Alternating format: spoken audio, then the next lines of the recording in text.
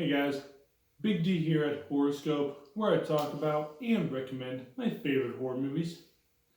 Today, we're looking at the Prom Night remake, which came out in 2008 and is a remake of the 1980 film with the same name.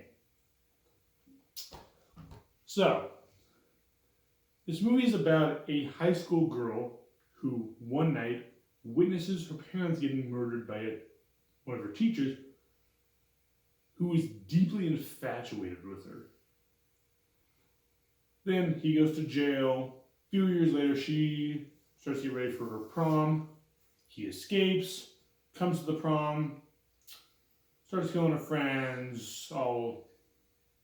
Anyway, so that's pretty much the basic plot.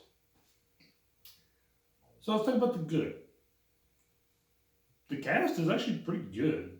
You've got Idris Elba, who's in Prometheus, Ghost Rider Spirit of Vengeance, the Thor trilogy, and Avengers Infinity War. You also have James Ransone, who was in both Sinister movies, as I think it was a Detective So-and-so.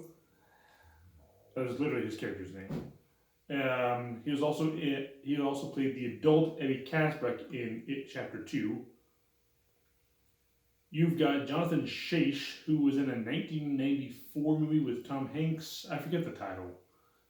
And he was in a Masters of Horror episode.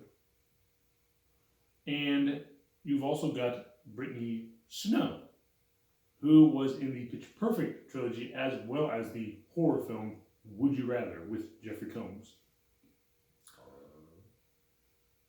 The second positive thing is that it's reasonably well paced. It's just under 90 minutes. And third, I like that this movie does something different. It's not just a rehash of the original movie. It does something new and interesting. Now let's talk about the bad.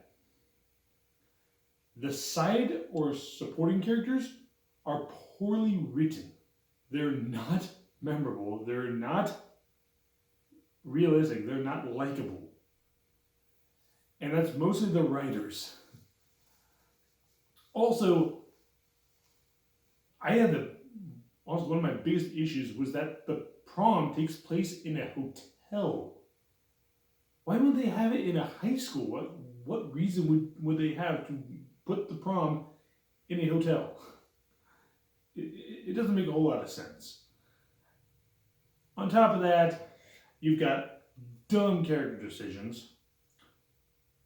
The movie is overall just predictable, derivative, and formulaic of other older slasher movies, which this kind of is, a slasher movie. And the only likable character is the protagonist. Overall, guys, I give this movie 2 skulls out of 5. Like I said, it's got a good cast, fairly well paced, and it does something different. But the cliches and the poorly written characters and just the formulaic plot just really hurts this movie.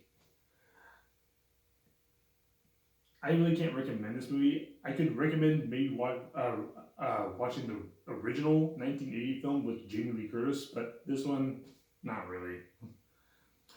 Join me next time when we look at our first Stephen King adaptation, Silver Bullet. But until then, this has been Big D over at Horoscope. Stay safe.